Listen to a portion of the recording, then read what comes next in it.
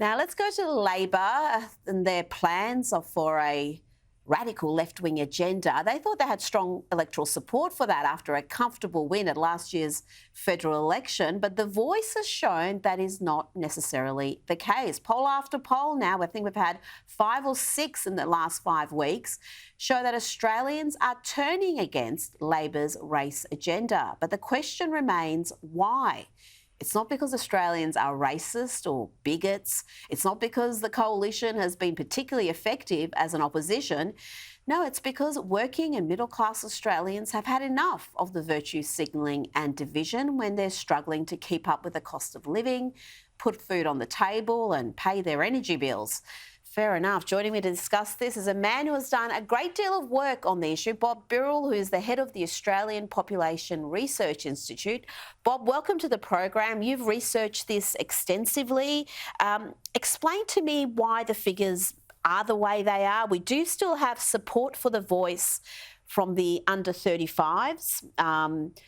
University educated are more likely to support The Voice, though that number's now dropped below 50%.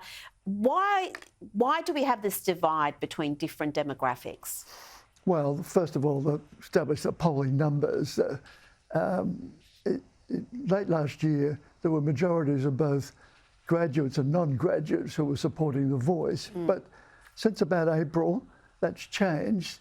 A majority of graduates still support the Voice, but there's been a major slip in support from non-graduates, so much so that big majority now intend to vote no. Now, this is crucial for the outcome because non-graduates make up 2/3 of the electorate. And I think the damage is being done that any change in strategy to soften the messages and so on is probably going to be ineffectual at this point. Despite the fact that we do know the yes camp can outspend the no camp significantly. They've got a massive war chest of $100 million reportedly, perhaps more. You don't think that's going to turn the figures around in the next few weeks? No, look, there's no doubt, just as with the polling on the immigration issue, that there's been a massive shaming effort to get people to accept very high levels, but they don't. The opposition remains strong on that front. Now, I think the same thing is going to happen with The Voice because non-graduates have woken up over the past, as the debate's hotted up, to the fact that The Voice is not just about virtue signalling and constitutional recognition, but creating new political institutions and a new special status for the Indigenous community.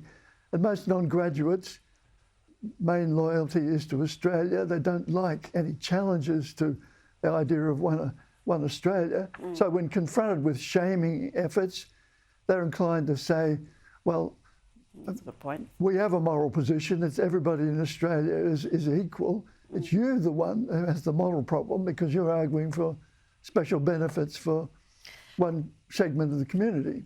And that voice, that divide, like you said, doesn't just apply to The Voice, does it? You talked about these Australians being proud of their country and being pro-Australia. They are more likely to support Australia Day.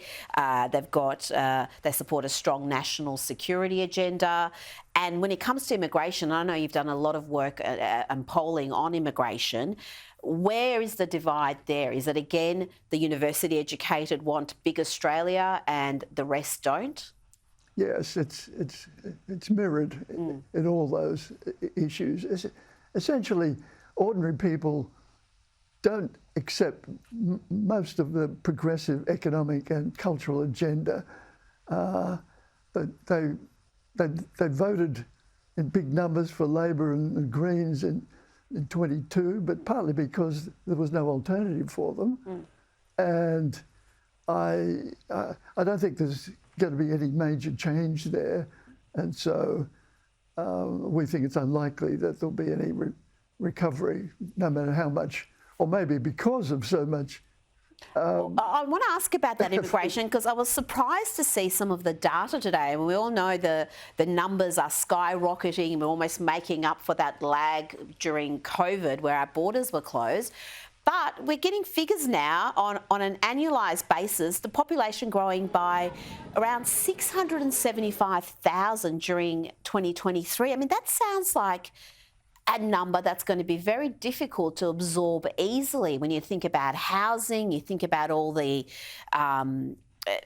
issues, whether it's medical care, hospital waiting lists, public transport.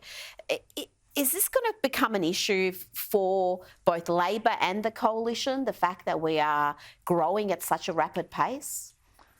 It's already an issue, and it's going to become a bigger issue because already we've got a rental crisis, and we have, from the point of view of detached housing, we've got the most expensive detached housing in the Western world. Now, these numbers are all going to add to pressures on both fronts, the rental side and the detached housing side. So, yes, a major issue is brewing, and I think Labor is probably going to come to rue the fact that they ignored the concerns of those. Yes. But like you said, the Coalition also support fairly significant growth. It might be a little bit less than Labor, but it's still probably more than the Australian public is comfortable with. Bob Birrell, thank you so much for your time this evening. Really appreciate you coming in.